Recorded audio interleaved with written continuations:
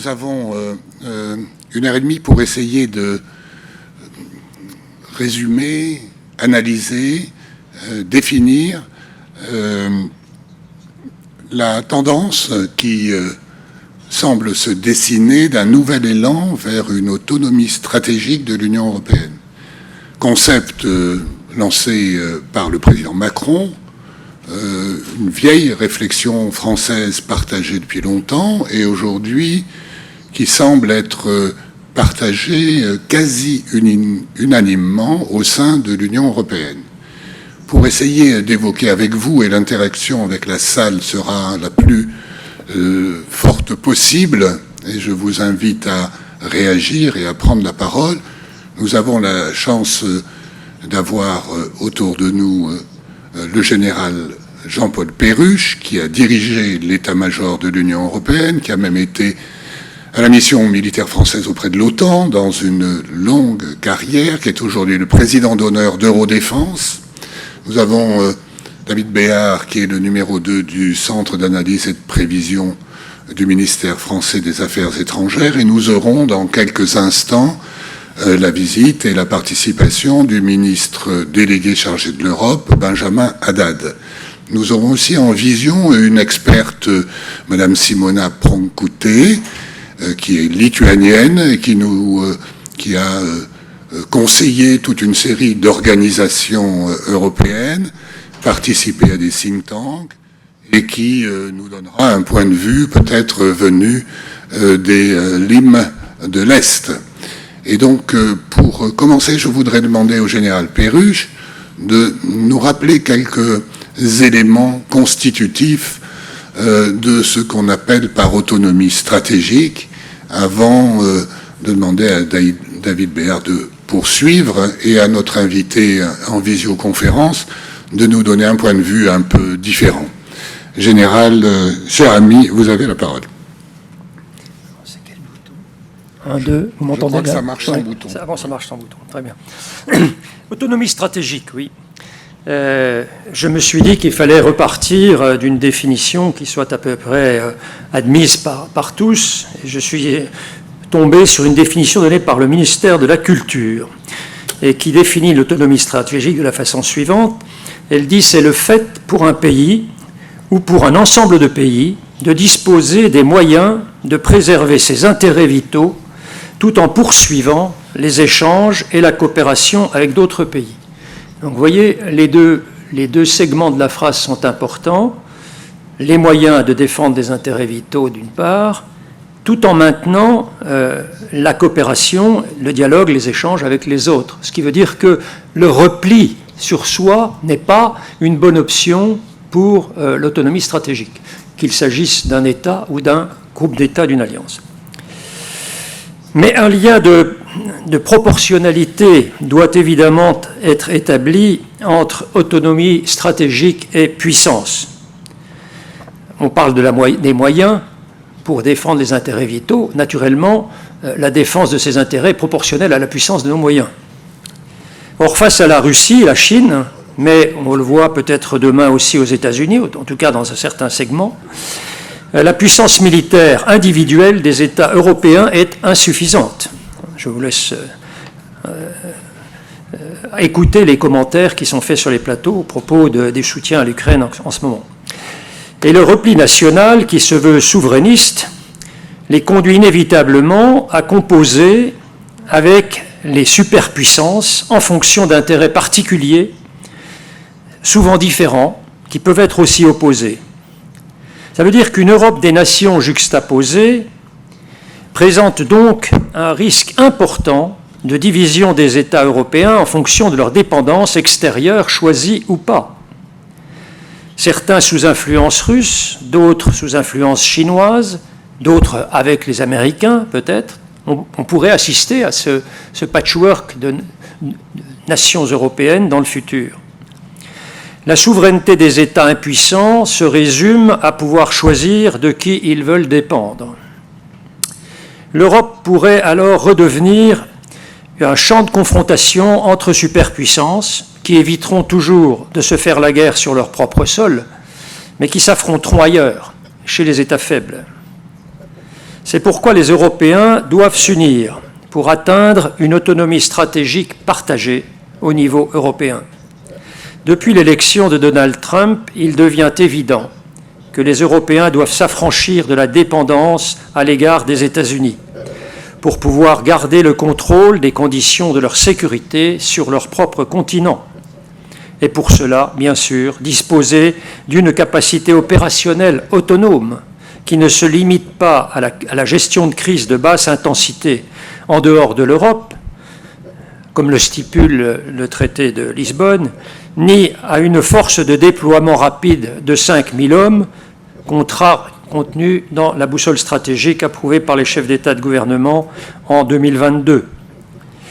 Le meilleur exemple est le spatial, dans lequel seuls, même les États européens les plus puissants, ne peuvent acquérir des capacités d'observation, de renseignement, de communication et de positionnement géographique suffisantes. Vous avez pu entendre récemment les experts citer ces chiffres de 10 satellites d'observation français disponibles pour aider les Ukrainiens dans le domaine de l'observation, alors que les Russes disposent de 100 satellites et les Américains de 250. Et cet exemple peut être étendu à presque tous les autres domaines du combat terrestre, naval, aérien.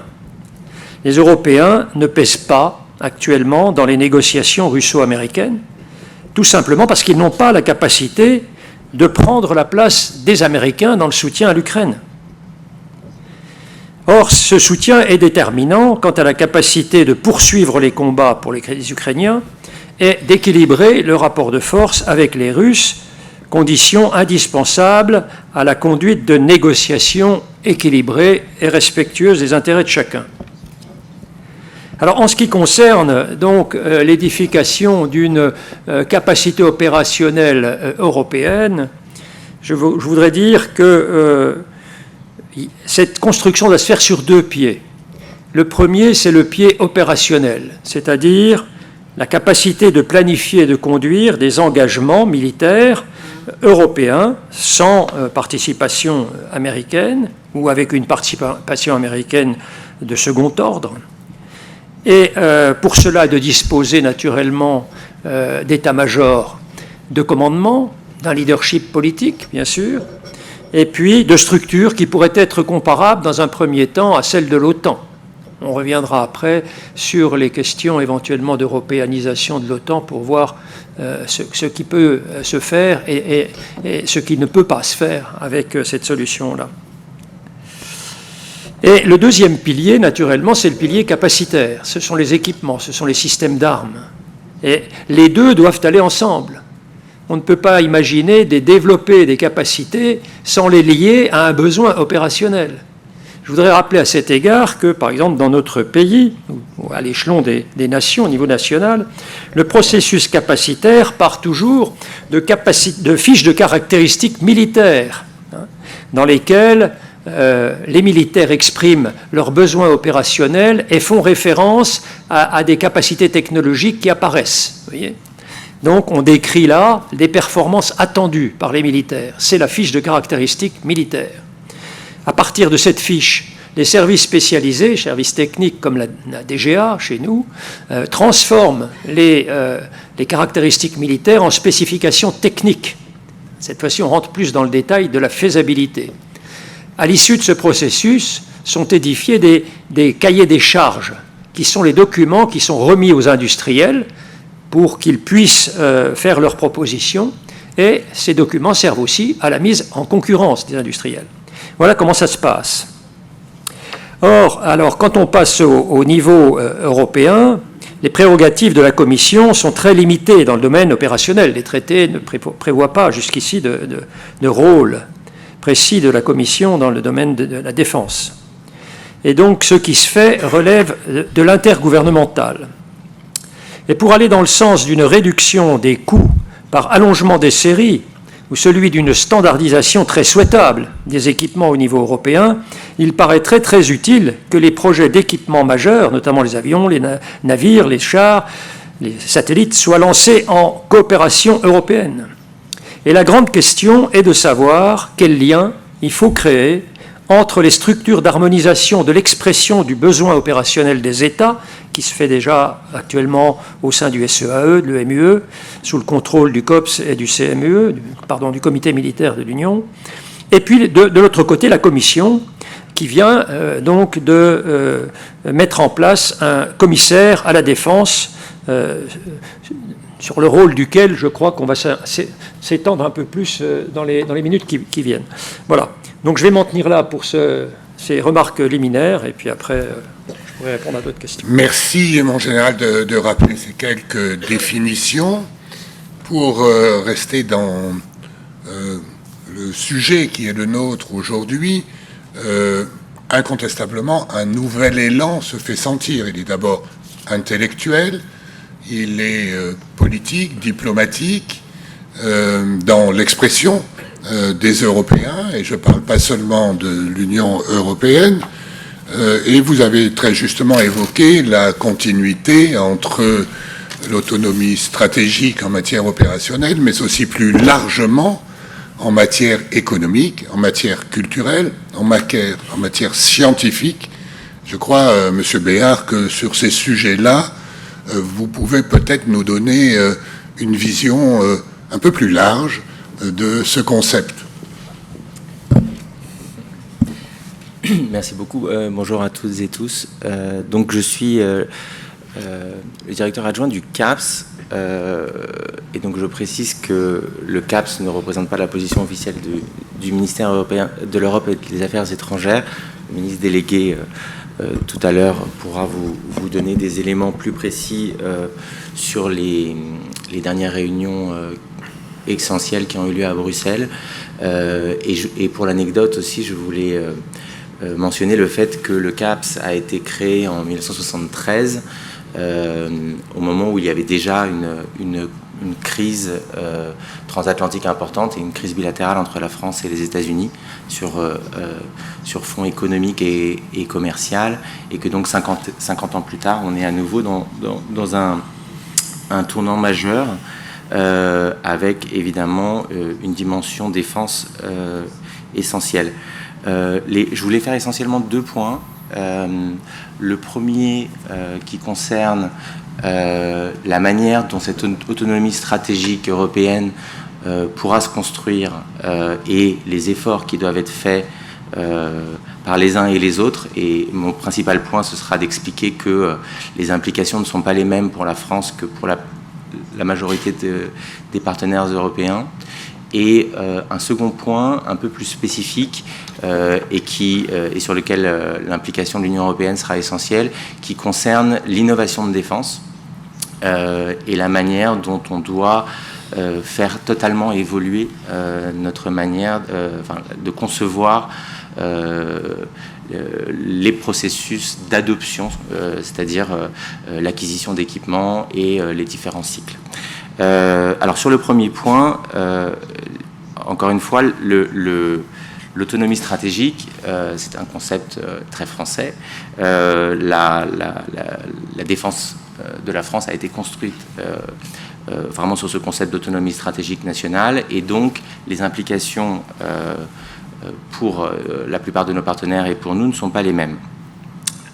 Pour la plupart de nos partenaires, il s'agit pour la première fois d'envisager très sérieusement l'hypothèse d'un désengagement américain important sur le continent. Pour la majorité de nos partenaires, qui sont aussi des alliés au sein de l'Alliance Atlantique, leur défense est organisée autour de cette alliance. Et donc, dans le cadre de ce changement, cela nécessitera aussi, et je fais juste ce point sur l'OTAN, j'y reviendrai par la suite, ça suppose aussi d'installer à l'OTAN l'idée qu'il y a un certain nombre de tâches qui peuvent être conduites sous lead européen, que ce soit pour de la génération de force, pour des opérations extérieures, ou pour des missions de ce qu'à l'OTAN on appelle les missions de dissuasion et de défense. Pour la France, c'est presque la mécanique inverse. Dans la mesure où on a construit notre défense sur la base d'une autonomie stratégique nationale, le défi pour la France, c'est d'européaniser cette autonomie. Ça veut dire, et donc là aussi c'est un changement de paradigme important. C'est un changement de paradigme qu'on a amorcé dès 2017, en fait, dans la revue stratégique de 2017, puis dans la loi de programmation militaire.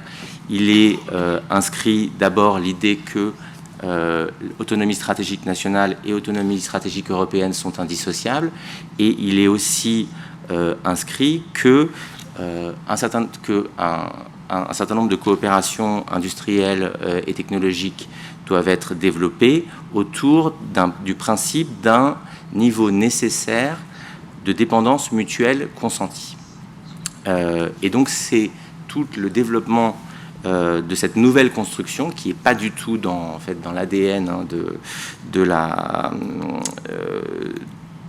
vision stratégique française qui doit être accélérée. Et donc, au niveau européen, s'ajoutent à cela d'autres défis.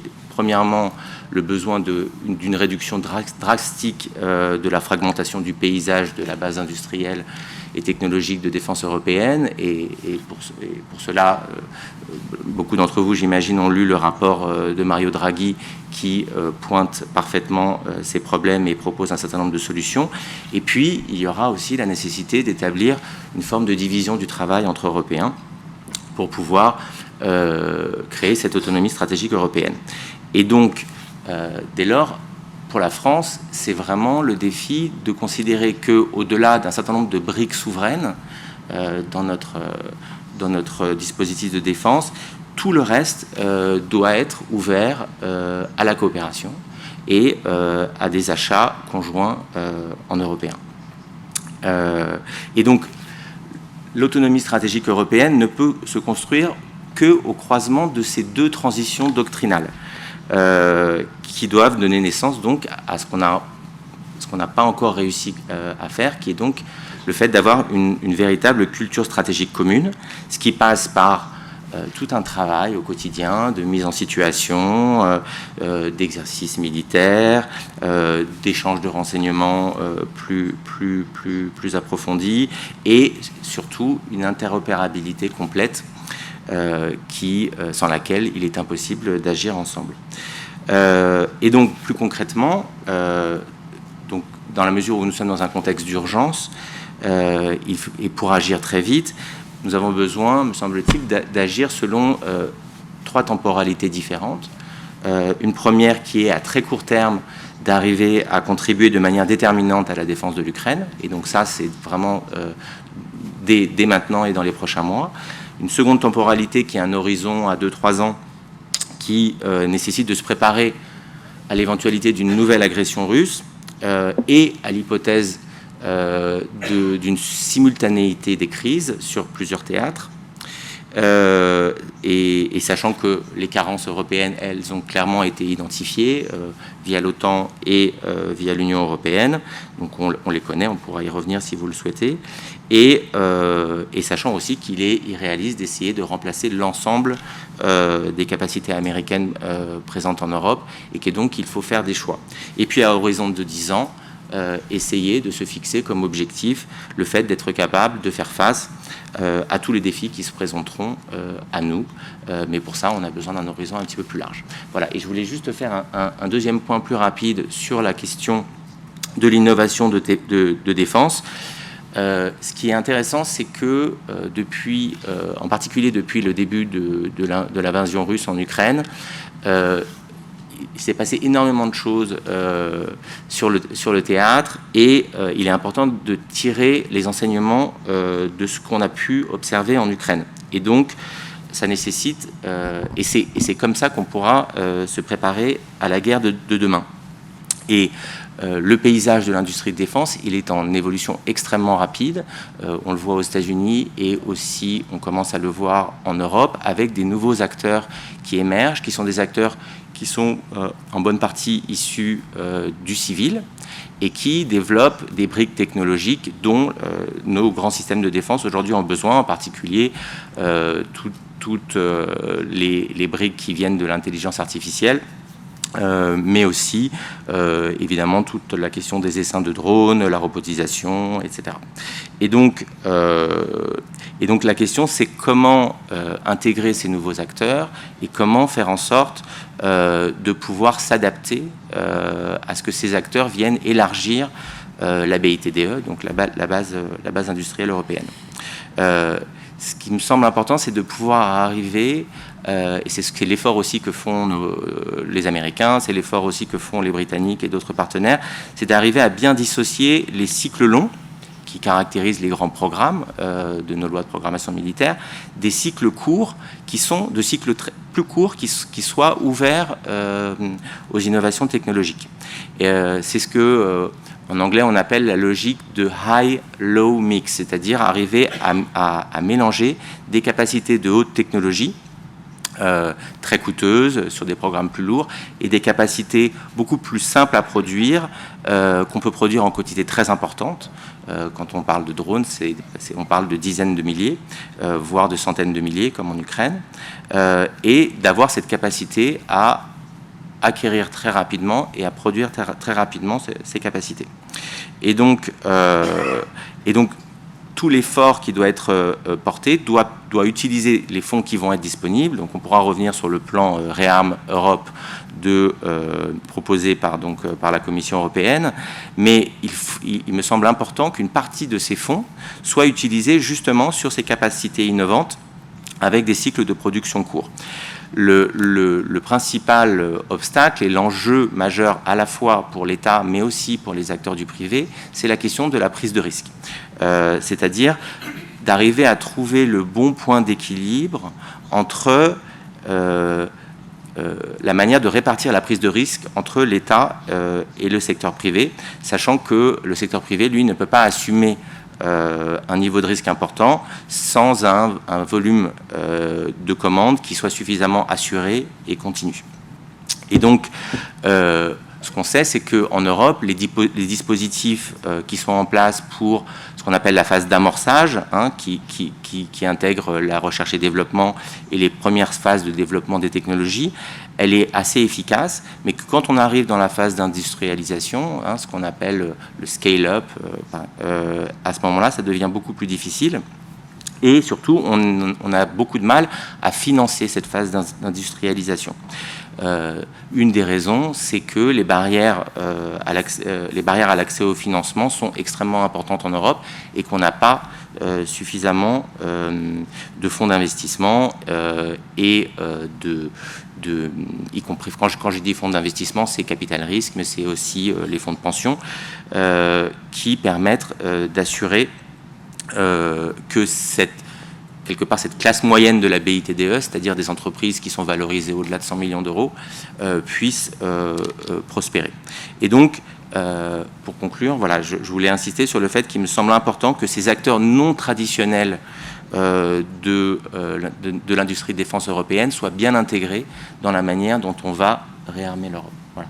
Merci beaucoup. Nous reviendrons dans un deuxième temps sur les programmes européens, sur les efforts déjà faits au niveau de l'Union européenne et par l'Union européenne en matière d'autonomie stratégique dans sa conception globale.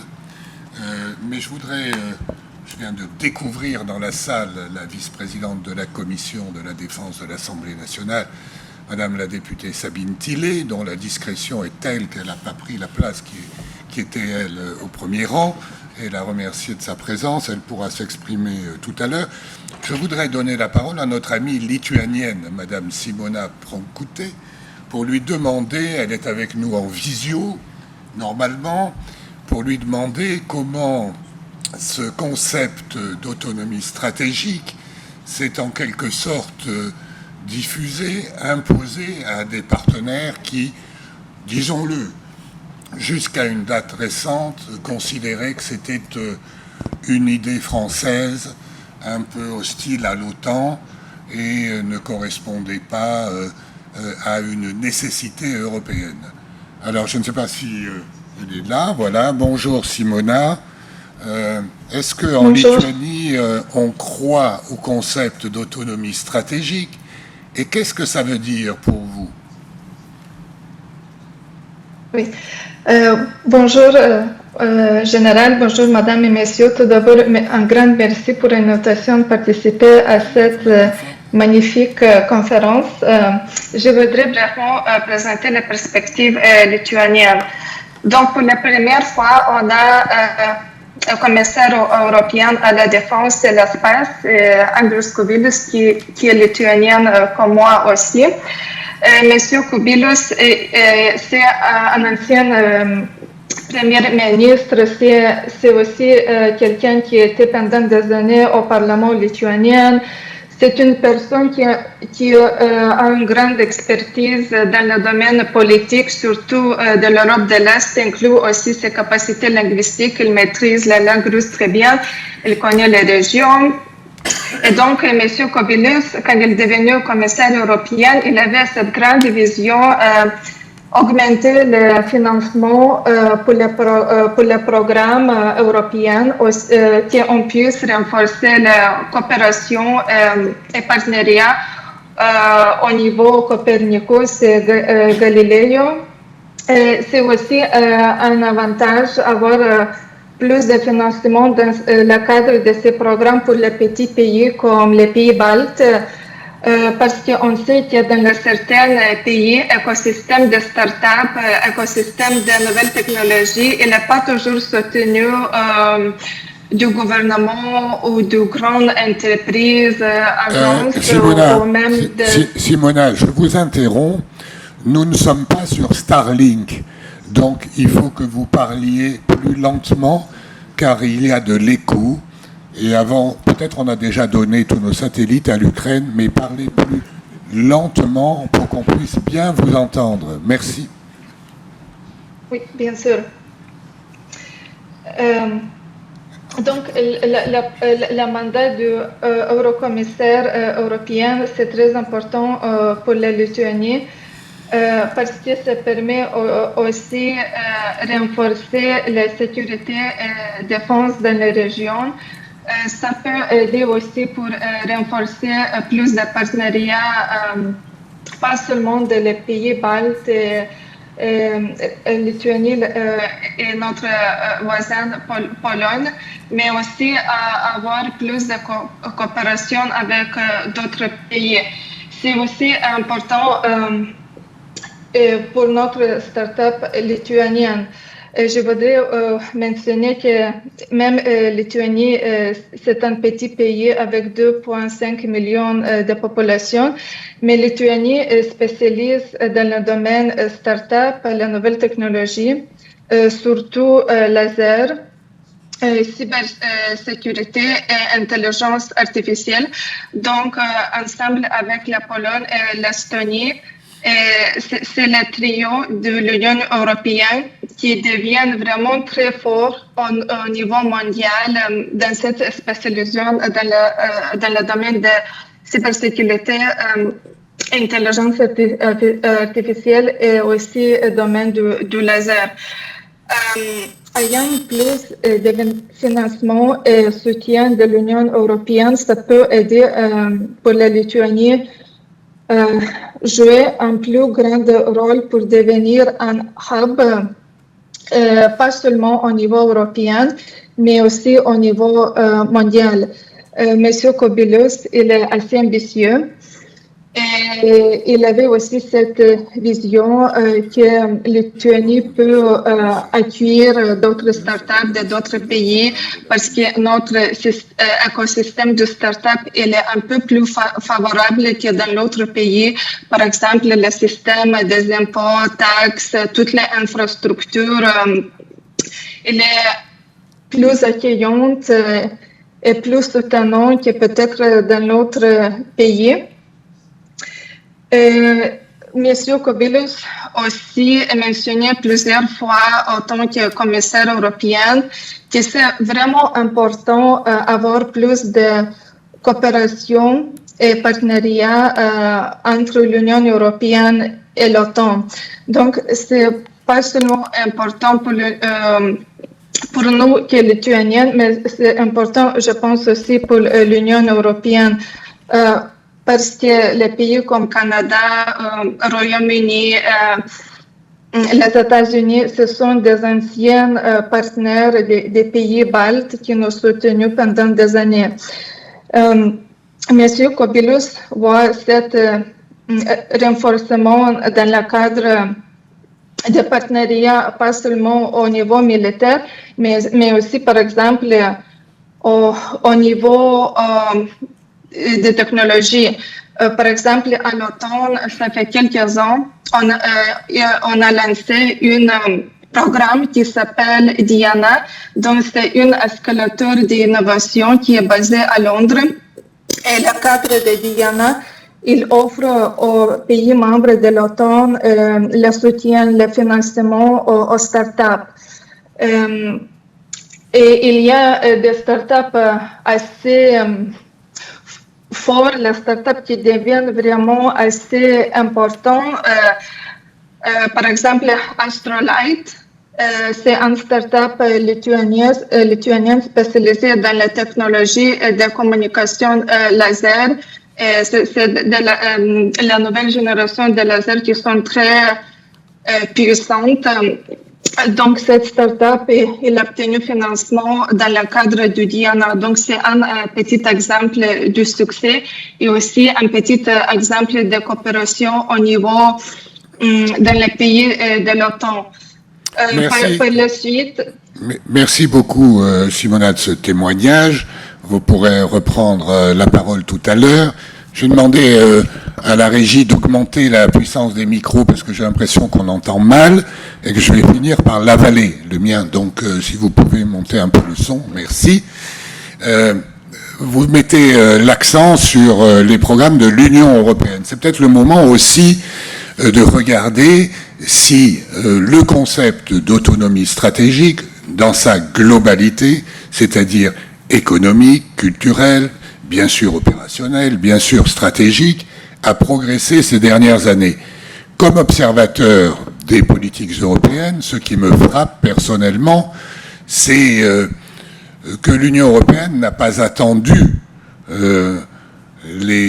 l'élection du président Trump pour commencer à prendre en charge une autonomie sur tous les plans avec des programmes européens qui se sont accumulés en matière de ressources stratégiques, en matière d'approvisionnement, en matière de régulation, allant jusqu'à, dans la nouvelle commission de Madame von der Leyen, la création d'un poste de commissaire à la défense, essentiellement commissaire aux industries de défense d'ailleurs, et c'est une grande nouveauté pour l'Union européenne dont les questions de défense dans les traités étaient réservées aux États membres. C'est d'ailleurs un sujet de friction la plupart du temps, et donc je voudrais qu'on essaie de mesurer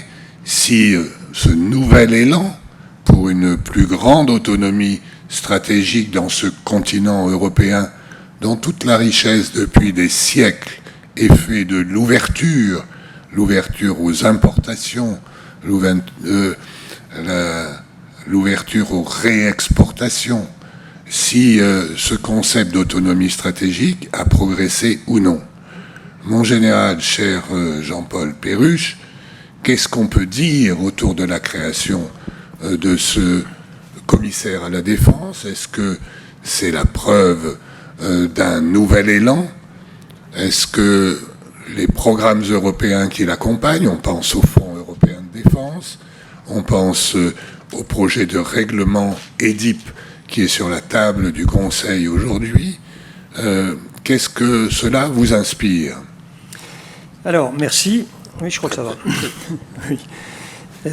Oui, je pense que effectivement la création de ce nouveau poste, excusez-moi, la création de ce nouveau poste de commissaire à la défense et à l'espace à l'intérieur de la Commission montre effectivement cette prise de conscience et cette volonté de la Commission de faire progresser les capacités européennes dans le domaine opérationnel, dans le domaine de la défense essentiellement. Évidemment, l'addition d'un commissaire spécialisé dans ce domaine-là, alors que, selon les traités, la Commission n'a pas une responsabilité directe sur la défense, pose problème, même si tout le monde admet que c'est une initiative qui va naturellement dans le bon sens. Donc, tout est dans la nuance.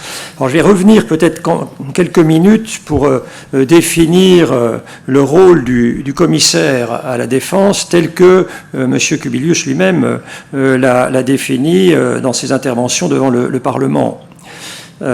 Au départ, il a dit que la création de ce poste avait pour vocation d'inciter les États membres à déléguer certaines compétences au niveau du domaine de la défense au niveau européen.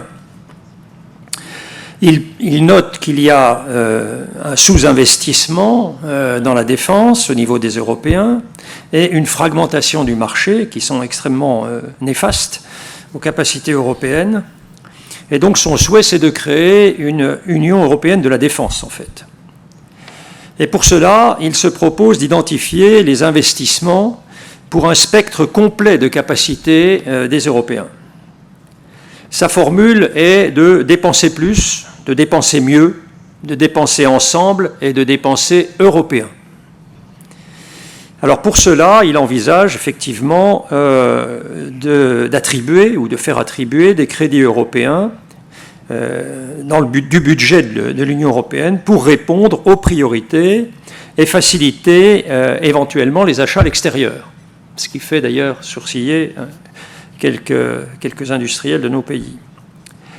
Il termine aussi en précisant que son objectif est de créer un marché unique de la défense. Alors nous verrons que ça aussi suscite quelques réactions. Et enfin, il insiste sur le fait qu'il est indispensable pour l'Europe de suivre la révolution, ce qu'il appelle la révolution spatiale, donc dans le spatial. Alors, quand on regarde un petit peu, je m'attache maintenant au faire ensemble, entre la Commission et les États, disons que le faire ensemble peut se décliner dans 3 domaines. Le premier, c'est le développement de capacités communes, intégrées, gérées au niveau de l'Union européenne. Si demain on veut faire des opérations européennes, il faudra bien un système de commandement et de contrôle européen. Il faudra un système, en tout cas au moins partiel, de renseignement européen. Il faudra bien sûr gérer les satellites européens. Donc tout ça pourrait faire l'objet d'une gestion, en tout cas partielle, par la Commission, par le commissaire. Dans le deuxième domaine, c'est plus simplement la stimulation ou le renforcement de la production européenne d'armement par des crédits européens. Alors, Jean-Dominique Giuliani l'a déjà cité, on peut penser au Fonds européen de défense pour stimuler en européen la recherche et le développement de nouveaux systèmes d'armes. Malheureusement, si je puis dire, la dotation sur 7 ans de 8 milliards d'euros me paraît quand même un petit peu léger dans les circonstances actuelles.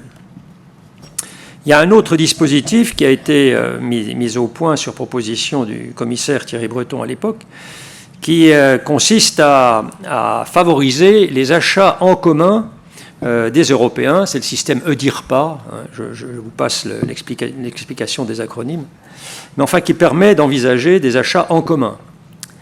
Et puis il y a les investissements donc de défense, l'objet du programme EDIP, et qui là aussi propose de stimuler avec des crédits européens les investissements dans le domaine de la défense, notamment les investissements les plus innovants.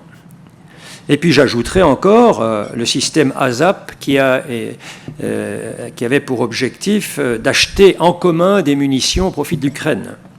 Donc vous voyez bien que dans tous ces domaines-là, la Commission essaye de jouer le rôle d'un stimulateur et d'un encouragement à travailler en européen.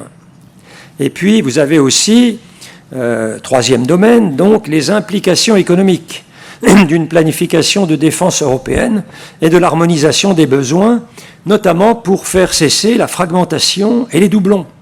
Vous savez tous que nous perdons, d'après une étude faite par la Commission, à peu près 30% d'efficacité des crédits d'investissement dans la défense au niveau des États européens par l'effet de ces doublons. C'est considérable.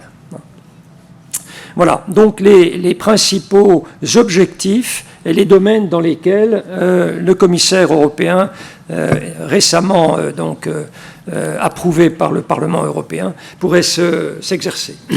Oui, alors nous sommes dans un domaine extrêmement sensible, puisque les traités européens excluent de la communautarisation les questions de sécurité et de défense.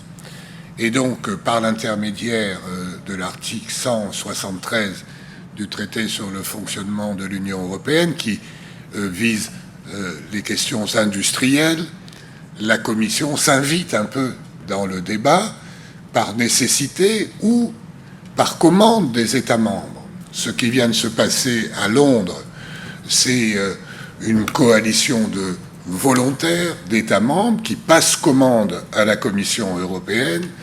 Le plan von der Leyen, les fameux 800 milliards, c'est une commande des États membres.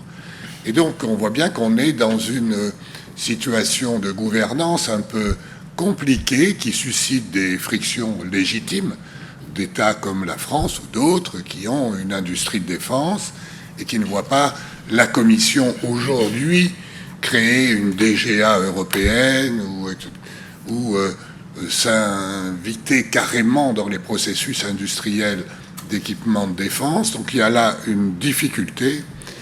Et le plan Réarme Europe, doté d'1,5 milliard et encore plus modeste d'euros pour les années à venir et qui est un règlement aujourd'hui en discussion entre le Parlement et le Conseil, focalise un peu toutes ces difficultés. Alors je crois qu'il faut rappeler quand même que les États membres sont comptables de la volonté politique ou non de se réarmer pour garantir la paix, comme l'a dit le président de la République française, et que donc la Commission, le commissaire sont des outils utiles, mais il va falloir préciser tout ça, et je voudrais, M. Béard, vous demander un peu d'évoquer et d'analyser un peu ce plan Réarme Europe, qui, quand même, qu'on le veuille ou non, est un nouvel élan vers une autonomie stratégique concrète. Je vais essayer. Je pense que vous entendrez parler de Réarme et de la part du ministre délégué, et puis au cours d'autres sessions du forum. Juste en préambule, je voulais juste mentionner le fait que au cours des 10 dernières années, il y a quand même un nombre assez impressionnant de tabous qui ont sauté à Bruxelles, et que c'est loin d'être anodin. Donc effectivement, vous l'avez mentionné, mais ça a commencé avec cette initiative de la création d'un fonds européen de défense, et finalement on est au bout là de la phase pilote. Donc c'est pour ça que les financements ne sont pas dans des volumes considérables. On a fait sauter le tabou de l'exportation d'armements létaux, on a fait sauter la question que le cadre financier pluriannuel puisse financer, par exemple, des choses comme la mobilité militaire. Donc, tous les grands tabous qui corsetaient en fait l'action de l'Union européenne en matière de défense ont sauté un à un. Il en reste quelques-uns, donc on pourra mentionner dans le cadre du Réarme Europe le rôle de la Banque européenne d'investissement, la BEI, qui a encore certains tabous dans ce qu'elle se permet de financer. Donc il y a un premier tabou qui a sauté l'année dernière sur le financement des technologies duales, à usage dual, et là l'idée c'est de faire sauter le dernier tabou et qu'elle puisse présenter des instruments financiers qui permettent de financer directement le secteur de la défense. Donc sur ce qui est proposé dans Réarme Europe, on n'est pas dans le cadre du budget de l'Union européenne. La seule chose qui concerne dans Réarme Europe le budget directement de l'Union européenne, c'est une réallocation de fonds liés, d'une partie des fonds de cohésion qui concerneront justement la mobilité militaire. Pour le reste, on est dans une mécanique de prêt. Donc en fait, l'Union européenne va émettre des obligations pour tout ou une partie des États membres, et elle se propose de le faire sur une base de 150 milliards d'euros de prêts. Et ces 150 milliards, Ensuite, donc ça va être sous la forme d'une émission d'obligations qui vont être ensuite récupérées par les États membres. Et ce qui permet de le faire, c'est l'activation de ce qu'on appelle la clause de sauvegarde, c'est-à-dire que dans le cadre du pacte de stabilité et de croissance, il y avait donc il y a en fait un corset budgétaire, et ce corset budgétaire est ouvert, ce qui permet de dégager des marges importantes pour les États membres qui pourront désormais donc augmenter considérablement leurs dépenses de défense sans s'exposer au fait d'être hors des clous. Et donc, dans le cadre des 150 milliards de prêts qui vont être octroyés aux États membres, il y a un certain nombre aussi d'outils qui sont qui sont envisagés. Et donc, c'est notamment le fait de pouvoir mutualiser la demande et de procéder à des achats communs, qui était quelque chose qui était déjà initié par la Commission, mais qui là est fortement accéléré avec des moyens supplémentaires, le fait qu'on mette en place un système de passation conjointe de marché pour faire des économies d'échelle, en fait, c'est-à-dire diminuer les coûts et réduire la fragmentation. Et puis, donc, se focaliser, évidemment, d'abord sur les projets phares, donc ce qu'ils appellent les flagship projects qui ont été identifiés par la Commission européenne sur la base aussi des cibles dont je parlais, définies par l'OTAN, mais avec aussi donc cette partie innovation qui est essentielle et sur laquelle la BEI aura un rôle important. Et donc pour finir, sur le cadre de la BEI, donc j'ai mentionné le fait qu'il y aurait un nouvel ajustement à venir des critères d'éligibilité de la BEI. Et par ailleurs, il y a aussi l'idée que la Commission puisse proposer ce qu'on appelle une omnibus simplification qui permettrait d'avoir un véhicule dédié justement pour le secteur de la défense. Voilà en quelques mots. Alors Simona, est-ce que vous avez une réaction à ce que vous venez d'entendre? Oui. Oui, je peux juste dire quelques mots qui, par exemple, pour nous, les Lituaniens, mais aussi pour les pays baltes, le mandat du commissaire européen, c'est pas le poste bureaucratique, mais on voit ça comme un poste clé pour renforcer la coopération entre l'Union européenne et aussi l'OTAN. On voit aussi des initiatives que le commissaire il veut, que par exemple les nouvelles technologies qui est ou sera développée en Europe, qui reste en Europe.